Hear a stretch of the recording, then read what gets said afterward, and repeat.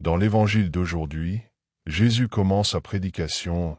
Dès le début de son ministère public, une grande bataille se manifeste.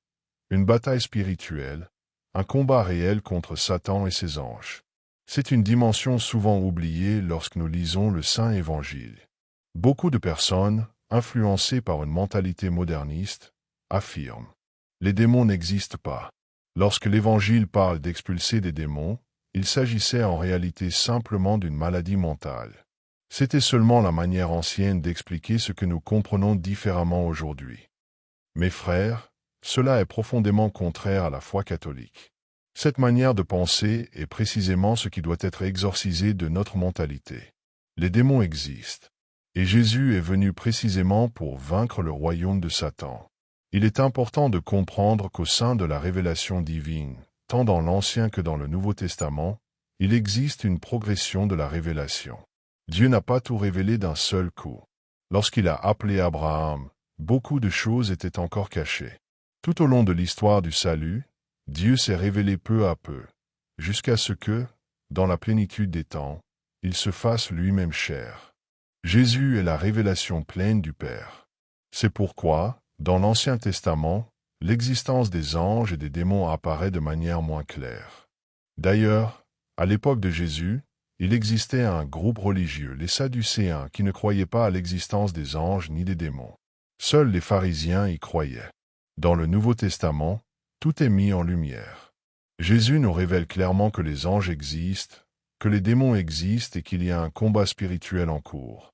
Un combat auquel nous participons encore aujourd'hui. Le livre de l'Apocalypse le décrit explicitement. Il y eut un grand combat dans le ciel. Michel et ses anges combattirent contre le dragon et ses anges. Mais voici la grande nouvelle. Jésus a déjà vaincu. Par sa croix victorieuse, il a vaincu le démon. Satan, ce qui lui reste peu de temps. Et la seule raison pour laquelle ce combat continue est qu'il cherche à entraîner le plus grand nombre possible de personnes à partager sa défaite. Par jalousie, les démons nous tentent. Par haine, ils cherchent à nous éloigner de Dieu. Ils savent qu'ils sont condamnés, et ils veulent que tu sois avec eux. C'est pourquoi notre confiance doit être placée en Jésus, en Notre-Dame, dont la descendance écrase la tête du serpent, en Saint Joseph, terreur des démons, en notre ange gardien, en Saint Michel archange et dans toutes les armées célestes. Nous ne sommes pas seuls dans ce combat. Il est important de se souvenir. Le combat existe, mais son issue est déjà décidée. Qui a vaincu? Le lion de la tribu de Juda a remporté la victoire. Le grand Alléluia sera proclamé lorsque l'Église triomphante manifestera pleinement la victoire du Christ sur les forces du mal, lorsque Babylone tombera et que le royaume de Dieu se révélera dans sa gloire.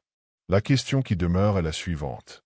De quel côté seras-tu lorsque Dieu manifestera définitivement sa victoire? Les démons veulent que tu sois parmi les vaincus.